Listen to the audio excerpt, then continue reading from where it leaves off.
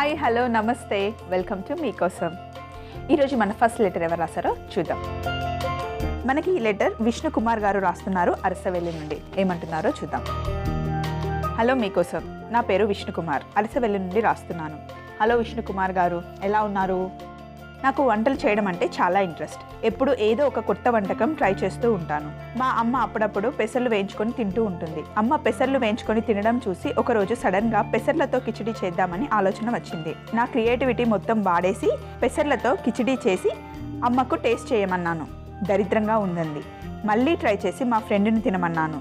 తిని ఏడ్చినట్టుందన్నాడు. ఆ డిష్ నేర్చుకునేదాకా నాకు నిద్ర పట్టదు. అసలు ఆ డిష్ పర్ఫెక్ట్గా ఎలా చేయాలో చూపించండి. ఎలాగైనా నేర్చుకొని నో అన్న వాళ్ళతో ఎస్ అనిపించుకుంటాను అంటున్నారు విష్ణు కుమార్ గారు. ఓకే విష్ణు కుమార్ గారు, పెసర్లతో కిచిడి చాలా బాగుంటుందండి. మీరు ఎప్పుడైనా ట్రై చేశారా? నిజంగా జనరల్గా మనం పెసరపప్పుతో చేస్తూ ఉంటాం కదా, కానీ పెసర్లని నానబెట్టుకొని కిచిడి చేస్తే నిజంగా బాగుంటుంది. విష్ణు కుమార్ గారు, మీకు మంచి ఐడియా వచ్చింది. అయితే ఎలా చేయాలి, పర్ఫెక్ట్గా కిచిడి ఎలా చేయాలి ఇప్పుడు నేను చూపిస్తాను. తప్పకుండా అమ్మగారికి ఈసారి చేసి పెట్టండి. ఫస్ట్ పెసర్లని నేను నానబెట్టుకున్నాను. అయితే పెసర్లు మనకి గుండుపప్పు దొరుకుతుంది, ఇలా బద్దలుగా సపరేట్గా కూడా దొరుకుతుంది కదా. నేను సపరేట్గా దొరికిందాన్ని నానబెట్టి పెట్టుకున్నాను. నానబెట్టుకున్న పెసల బద్దలు, అలాగే నానబెట్టుకున్న బియ్యం, 1 కప్పు పెసర్లు, అలాగే 1 కప్పు బియ్యం. అలాగే కిచిడీలో ఒక టమాటా వేస్తే చాలా బాగుంటుందండి. దీనికి మనకి ప్రెషర్ కుక్కర్ కావాలి.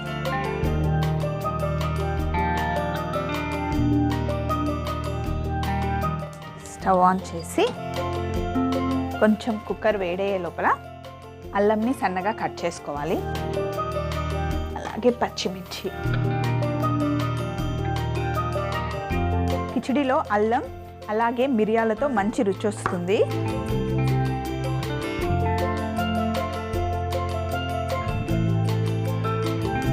అలాగే పచ్చిమిర్చిని కూడా తీసి పడేయకుండా చిన్నగా కట్ చేసేసుకున్నాం అనుకోండి, మరి కొంచెం పెద్ద ముక్కలు కట్ చేసుకుంటే పక్కన పెట్టేస్తాం. కాబట్టి చాలా సన్నగా కట్ చేసుకుంటే వేగిపోయిన తర్వాత అంత కారం అనిపించవు మనం తింటూ ఉంటే. సో మనం కూడా సన్నగా కట్ చేసుకుందాం.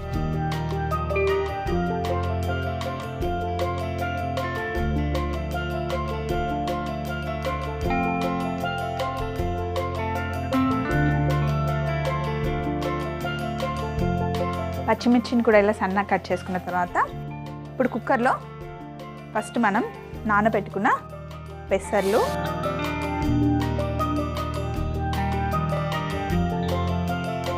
వాటర్,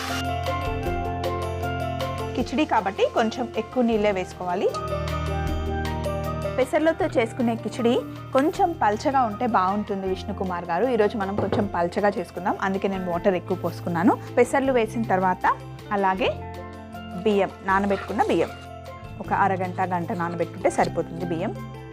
ఇందులో కట్ చేసుకున్న కొంచెం అల్లం, అలాగే కట్ చేసుకున్న కొంచెం పచ్చిమిర్చి ఇందులో వేసేస్తే మంచి ఫ్లేవర్ వస్తుంది. కొంచెం కారం, పచ్చిమిర్చి కారం పెసర్లకి బియ్యంకి పట్టుకుంటుంది. మళ్ళీ మనం తాలింపులో మళ్ళీ అల్లం పచ్చిమిర్చి వేసుకుందాం.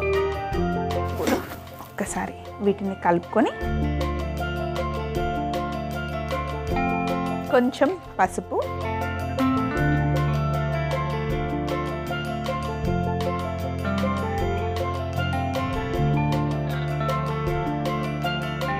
అలాగే కొన్ని పల్లీలు వేసుకుంటే కూడా చాలా బాగుంటుంది.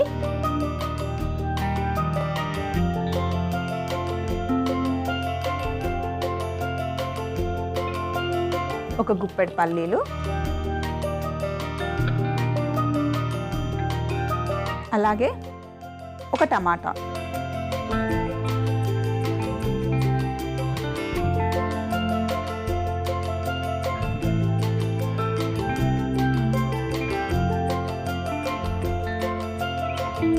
అలాగే ఉప్పు కొంచెం తక్కువ వేసుకుందాం, కావాలంటే మళ్ళీ వేసుకోవచ్చు.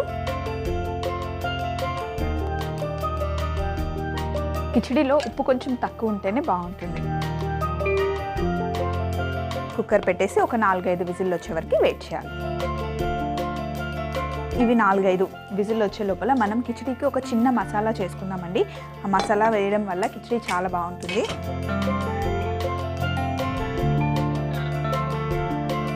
ప్యాన్ వేడే లోపల ఈ పల్లీలు తీసేద్దాం. జీలకర్ర, వాము అలాగే మిరియాలు 3 కావాలి. వాము, మిరియాలు అండ్ జీలకర్ర. వాము వేయడం వల్ల చక్కగా డైజెషన్ అవుతుంది, అలాగే మంచి ఫ్లేవర్, ఆ టేస్ట్ కూడా చాలా బాగుంటుంది. సో ఇవి కాసేపు కొంచెం పక్కన పెట్టుకొని, అల్లంతో టమాటాలతో పని అయిపోయింది. కొంచెం ప్యాన్ వేడైనప్పుడు ఇందులో కొన్ని మిరియాలు,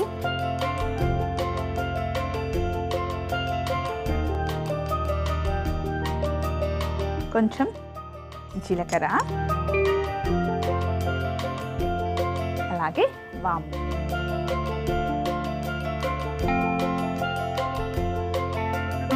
ఈ మూడింటిని కొంచెం డ్రై రోస్ట్ చేసుకోవాలి.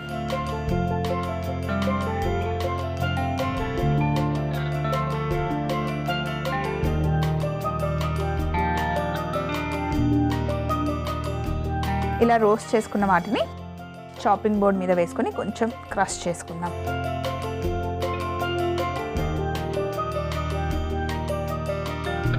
మిరియాలు మధ్య మధ్యలో కొంచెం తగులుతుంటేనే బాగుంటుందండి. మొత్తం ఫైన్ పౌడర్ చేసుకున్నా కూడా బాగుండదు. సో అందుకే ఇలా లైట్గా క్రష్ చేసుకుంటే సరిపోతుంది. ఇలా క్రష్ చేసుకునేటప్పుడు ఎప్పుడైనా కూడా కొంచెం ఉప్పు వేసుకున్నాం అనుకోండి, తొందరగా అవుతుంది.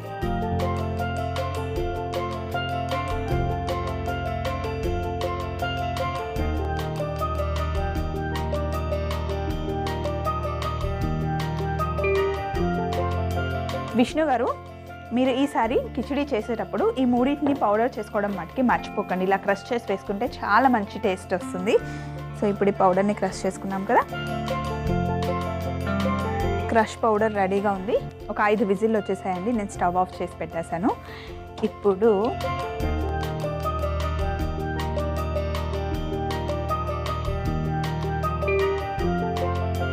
పెసళ్ళు, అన్నం, అలాగే పల్లీలు అన్నీ చక్కగా ఉడికిపోయాయి కదా. ఇప్పుడు మళ్ళీ కొంచెం నీళ్ళు వేసుకోవాలి.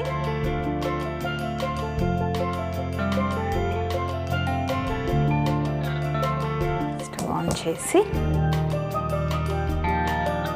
ఒక్కసారి కలుపుకొని ఇక్కడ పక్కన మళ్ళీ ఇంకో స్టవ్ ఆన్ చేసి ఈ ప్యాన్లో మనం తాలింపు పెట్టుకుందాం. విష్ణు గారు, ఎప్పుడైనా సరే కిచిడి చేసేటప్పుడు నెయ్యి ఉండాలండి. నెయ్యితో తాలింపు చేస్తేనే బాగుంటుంది. మీరు ఫస్ట్ టైం చేసినప్పుడు మరి నెయ్యి వేశారో లేదో నాకు తెలియదు, కానీ ఈసారి చేసేటప్పుడు ఖచ్చితంగా నెయ్యితో తాలింపు చేయండి.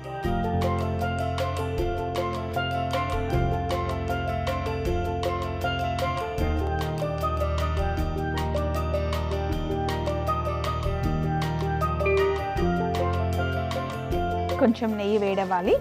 ఈలోపు మనం కొంచెం జీలకర్ర, అల్లం తరిగి పెట్టుకున్నాను కదా, ఇక్కడ అల్లం, పచ్చిమిర్చి, కరివేపాకు కావాలి. ఇందులో మనం జీలకర్ర, సన్నగా తరుక్కున్న పచ్చిమిర్చి, అలాగే సన్నగా తరుక్కున్న అల్లం, కొంచెం కరివేపాకు, నేను చాలా సింపుల్గా చేస్తున్నాను విష్ణు గారు. ఇందులో జీడిపప్పు, డ్రై ఫ్రూట్స్ అట్లాంటివి ఏమి వేయట్లేదు. మీకు కావాలి అనుకుంటే జీడిపప్పులు కూడా వేసుకోవచ్చు, బాగుంటుంది. సో ఒక్కసారి కలుపుకొని స్టవ్ ఆఫ్ చేసేద్దాం. తాలింపు రెడీ అయిపోయింది కదా. అయితే ఫస్ట్ మనం ఇందాక క్రష్ చేసుకున్నాం కదా, ఈ పౌడర్ని ఉడుకుతున్న అన్నం, పెసర్ల మిశ్రమంలో వేసేసుకోవాలి. విష్ణు గారు, మీరు బాగా గుర్తుపెట్టుకోవాల్సింది ఈ పౌడర్ అండి. ఈ పౌడర్తోనే ఈ కిచిడికి మంచి ఫ్లేవర్ వస్తుంది. లాస్ట్ టైం మీరు ఎలా చేశారో నాకు తెలీదు, కానీ ఈసారి మటుకి ఇలా చేసి పెట్టండి. అమ్మగారికి డెఫినెట్గా నచ్చుతుంది. చేసిన తర్వాత ఎలా వచ్చిందో మళ్ళీ నాకు ఉత్తరం రాయండి. ఇప్పుడు ఇందులో మనం నెయ్యితో చేసుకున్న తాలింపు వేసుకోవాలి. తాలింపు వేసుకొని ఒక్కసారి కలుపుకుందాం. ఒక్కసారి తాలింపు వేసిన తర్వాత జస్ట్ పైన మూత పెట్టేసి ఒక 2 నిమిషాలు ఉడికిందనుకోండి, మనం వేసుకున్న మిరియాల క్రస్ట్ పౌడర్ ఉంది కదా, అలాగే తాలింపు అంతా చక్కగా కిచిడికి పట్టుకుంటుంది. ఇప్పుడు స్టవ్ ఆఫ్ చేసేసి కిచెన్ అంతా ఒకసారి క్లీన్ చేసుకొని మనం వేసుకోవాల్సిన బౌల్ తెచ్చేసుకుందాం. ఇప్పుడు కుక్కర్ మూత ఓపెన్ చేసి కుక్కర్ మూత ఓపెన్ చేసి ఒకసారి కలుపుకుందాం. ఆహా, కిచిడి ఫ్లేవర్ అసలు ఎంత బాగుందో. విష్ణు గారు, మీకు కావాలంటే ఇందులో ఇంకా వేరే ఏమైనా కూరగాయలు కూడా యాడ్ చేసుకోవచ్చు, ఇంకా బాగుంటుంది. ఇప్పుడు దీన్ని దగ్గరగా పెట్టుకొని, ఈ స్పూన్ చాలా చిన్న ఉంది కదా, కొంచెం పెద్ద గరిట తీసుకుందాం.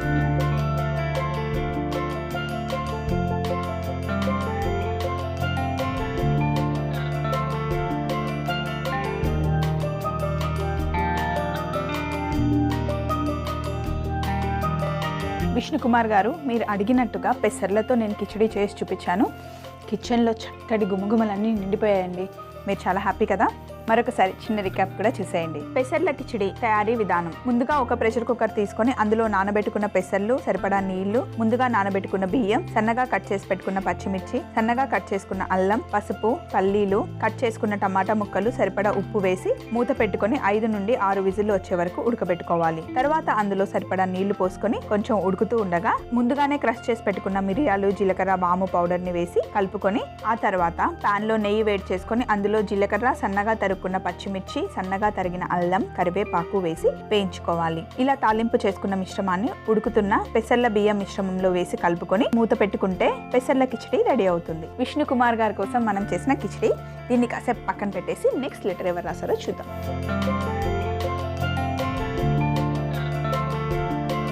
మూత కూడా పెట్టేసుకుందాం. మనకి నెక్స్ట్ వచ్చిన లెటర్లో మనల్ని జీడిపప్పు పకోడీ చేయమని అడిగారు. జీడిపప్పు పకోడీ వెనకాల ఒక బామ్మ కథ ఉందండి. మరి ఆ కథ ఏంటో చూద్దామా? నమస్తే, మీకోసం. నా పేరు భువనేశ్వరి. నేను జమ్మలమడుగు నుండి రాస్తున్నాను. నమస్తే భువనేశ్వరి గారు, ఎలా ఉన్నారు? మా బామ్మకు 60 సంవత్సరాలు ఉంటాయి. తనకి జీడిపప్పు అంటే చాలా ఇష్టం. ఎప్పుడు గిర్నీలాగా నములుతూనే ఉంటుంది. డాక్టర్స్ ఆమె ఏజ్ రీత్యా జీడిపప్పుని అవాయిడ్ చేయమని చెప్పారు. పాపం మా బామ్మ జీడిపప్పు తిని 6 నెలలు అవుతుంది. ఆమె కోసం మేము కూడా జీడిపప్పు తినడం మానేశాం. నెక్స్ట్ వీక్ మా బామ్మ బర్త్డే ఉంది. ఆ రోజు తనకి ఇష్టమైన జీడిపప్పుతో పకోడీ చేయాలని అనుకుంటున్నాను. మరి జీడిపప్పు పకోడీ ఎలా చేయాలో చెప్పండి స్వప్న అని అడుగుతున్నారు భువనేశ్వరి గారు, జమ్మలమడుగు నుండి. భువనేశ్వరి గారు, బామ్మగారి కోసం జీడిపప్పు పకోడీ చేయాలి అంతే కదా? చాలా సింపుల్ అండి, కానీ చాలా టేస్టీగా ఉంటుంది. అందుకేనేమో మీ బామ్మగారు ఎప్పుడు జీడిపప్పు తింటూ ఉంటారు. డోంట్ వరీ అండి, తన బర్త్డే రోజు తనకి ఇష్టమైన జీడిపప్పుతో పకోడీ చేసి పెట్టండి. తను చాలా హ్యాపీగా ఫీల్ అవుతారు. అయితే జీడిపప్పు పకోడీలో ఒక చిన్న మసాలా చేసుకుంటే చాలా బాగుంటుందండి. ఆ మసాలాలో కొంచెం మనం మినపప్పు వేసుకుంటే బాగుంటుంది. మనం మినపప్పుని ఫ్రై చేయాల్సిన అవసరం లేదు, జస్ట్ ఫస్టే పౌడర్ చేసేసుకుందాం. ఎందుకంటే డీప్ ఫ్రై కాబట్టి ముందు ఫ్రై చేసుకోవాల్సిన అవసరం లేదు. మినపప్పులో కొంచెం జీలకర్ర, అలాగే కాస్తన్ని ధనియాలు కూడా వేయాలి.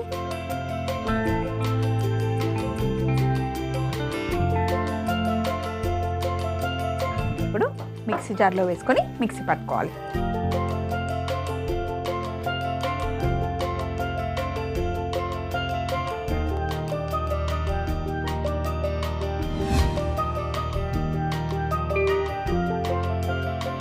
మినపప్పుని పౌడర్ చేసుకున్న తర్వాత దీన్ని బౌల్లోకి తీసుకోవాలి.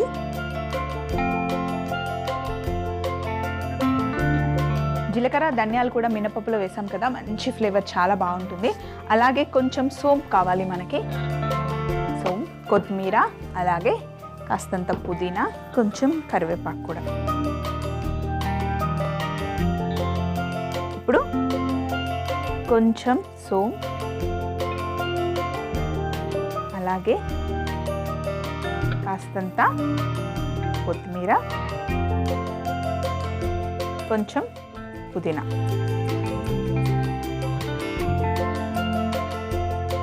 అలాగే కొన్ని వెల్లుల్లి, కొంచెం అల్లం కూడా వేసుకోవాలి.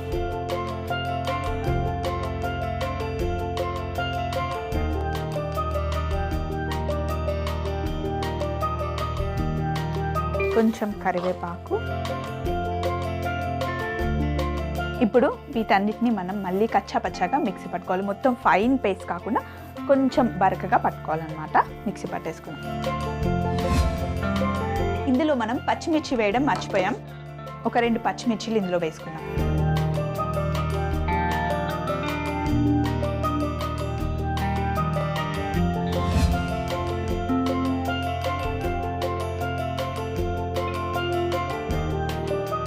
మిక్సీ పట్టుకున్న పచ్చిమిర్చి, కరివేపాకు, కొత్తిమీర, సోంపు, అల్లం, వెల్లుల్లి ఈ మిశ్రమం మొత్తం ఈ పౌడర్లోనే కలుపుకోవాలి.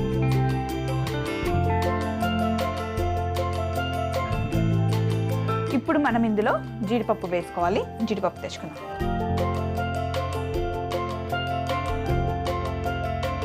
ఆరు నెలల నుండి బామ్మగారు మిస్ అవుతున్న జీడిపప్పు రానే వచ్చింది. సో జీడిపప్పుని ఇందులో వేసుకుందాం.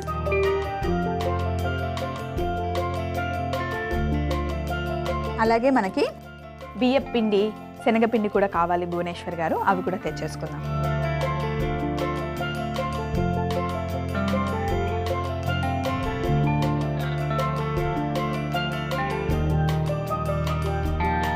ఒక స్పూన్ బియ్యం పిండి, అలాగే ఒక స్పూన్ శనగపిండి కావాలి.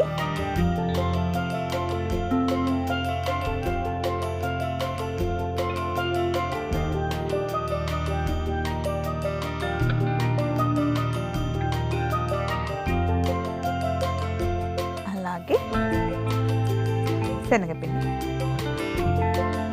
ఇంకా ఇందులో తగినంత ఉప్పు.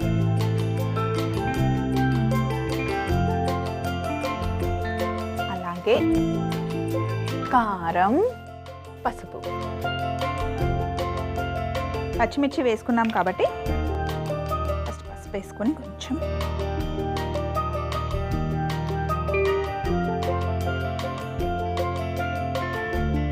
కారం,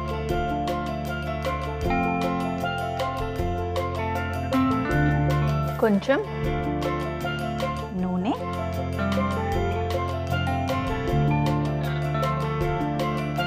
ఇవన్నీ వేసి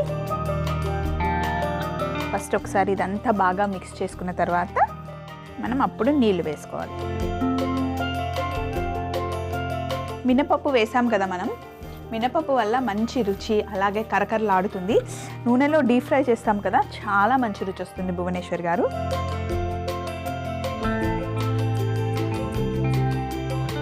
ఒకేసారి ఎక్కువ నీళ్లు పోయకండి, కొంచెం కలుపుకున్న తర్వాత మళ్ళీ ఇంకొంచెం.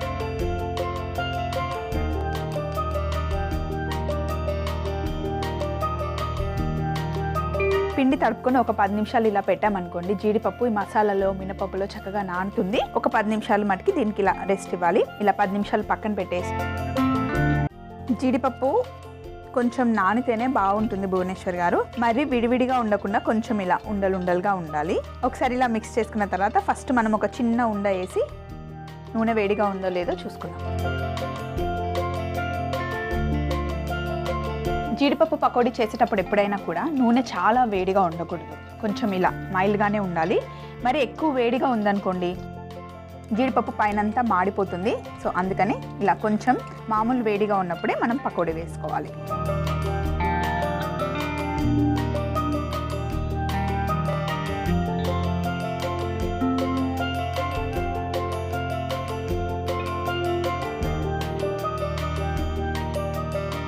జీడిపప్పు పకోడీని నూనెలో వేసిన తర్వాత ఒక 5 నుండి 7 నిమిషాల వరకు మెల్లిగా వేయించుకోవాలి. లేదు ఒక 2-3 నిమిషాల్లో వేగిపోయింది అని మీరు తీసేశారనుకోండి, నూనె టూ మచ్గా వేడిగా ఉన్నట్టు అర్థం. సో జీడిపప్పు పకోడీ వేయించుకునేటప్పుడు నూనె మటుకి వేడిగా ఉండకుండా చూసుకోండి.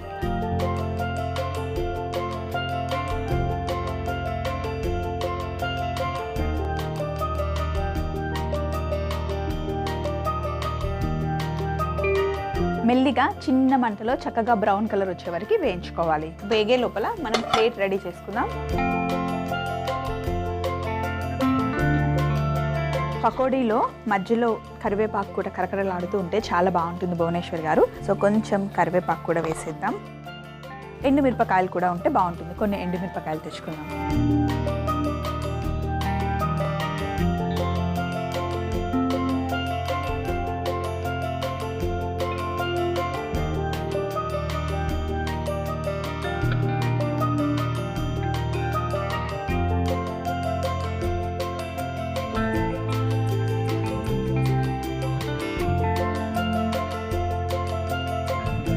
ఒకసారి కలుపుకుందాం. ఇలా విడివిడిగా చిన్నగా ఉండాలి జీడిపప్పు పకోడీ. ఇప్పుడు వేయించుకున్న ఎండుమిరపకాయలు మధ్య మధ్యలో పకోడీతో తింటే చాలా చాలా బాగుంటాయి. క్రిస్పీగా, కొంచెం కారంగా, భలే టేస్టీగా ఉంటాయి. ఇంకా కొంచెం టైం పడుతుంది. మరి జీడిపప్పు పకోడీ వేగే వరకు వెయిట్ చేద్దాం. జీడిపప్పు పకోడీ రెడీ అయిపోయింది. స్టవ్ ఆఫ్ చేసేసుకొని వేయించుకున్న జీడిపప్పు పకోడీని ఒకసారి టిష్యూ నాప్కిన్లో తీసేసుకుంటే నూనె ఏమైనా ఉంటే వచ్చేస్తుంది. ఇలా మంచి కలర్ రావాలి. మరి ఎక్కువగా వేగకూడదు, అలా అని తక్కువగా కూడా వేగకూడదు. ఇలా చక్కగా బ్రౌన్ కలర్ వచ్చే వరకు వేయించుకోవాలి.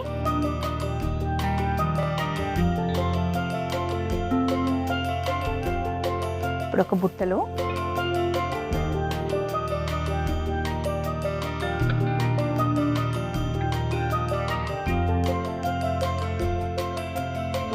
భువనేశ్వరి గారు ఇలా చేసుకున్న జీడిపప్పు పకోడీని మనం వారం రోజుల వరకు జాడీలో వేసుకొని చక్కగా ఎప్పుడు కావాలంటే అప్పుడు తినొచ్చండి. వారం రోజులైనా సరే జీడిపప్పు పకోడీ పాడవదు.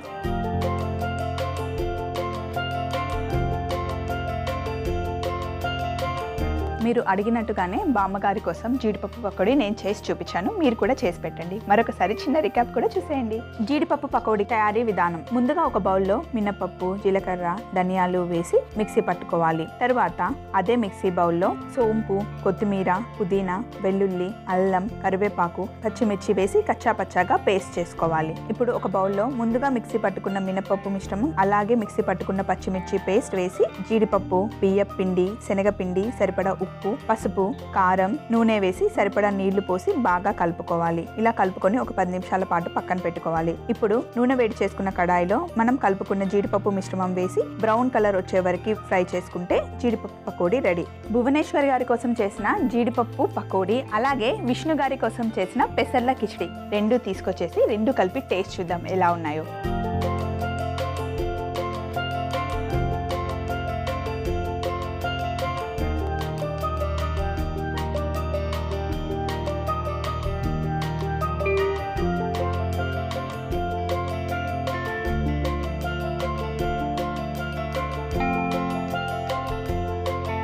కొంచెం జీడిపప్పు పకోడీ.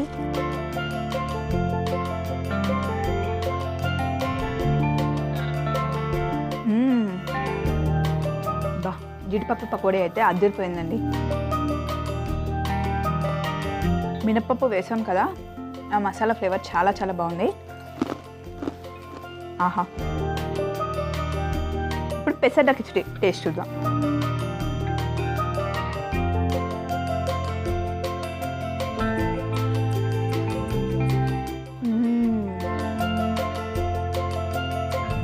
కమ్మగా ఉంది.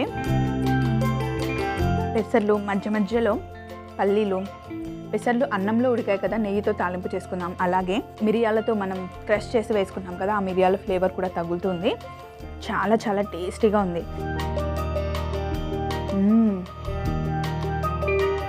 విష్ణు గారు, అమ్మగారికి, మీ ఫ్రెండ్స్కి ఇలా చేసి పెట్టండి. వాళ్ళకి ఎందుకు నచ్చదో చూద్దాం. అలాగే భువనేశ్వరి గారు, మీ బామ్మగారికి నా తరపు నుండి బర్త్డే శుభాకాంక్షలు చెప్తున్నానండి. తప్పకుండా బామ్మగారి కోసం జీడిపప్పు పకోడీ చేసి పెట్టండి. ఆవిడకి నచ్చిందో లేదో మళ్ళీ నాకు ఉత్తరమైనా రాయండి, మెయిల్ అయినా చేయండి. మీకు కూడా ఇలాంటి రెసిపీస్ ఏవైనా కావాలి అంటే ఎలా చేయాలో తెలియకపోతే స్వప్నకి ఉత్తరం రాయండి లేదా మెయిల్ అయినా చేయండి. మరి మీ ఉత్తరాల కోసం, మీ మెయిల్స్ కోసం నేను ఎదురు చూస్తూ ఉంటాను మీకోసంలో. Until then friends, take care, bye.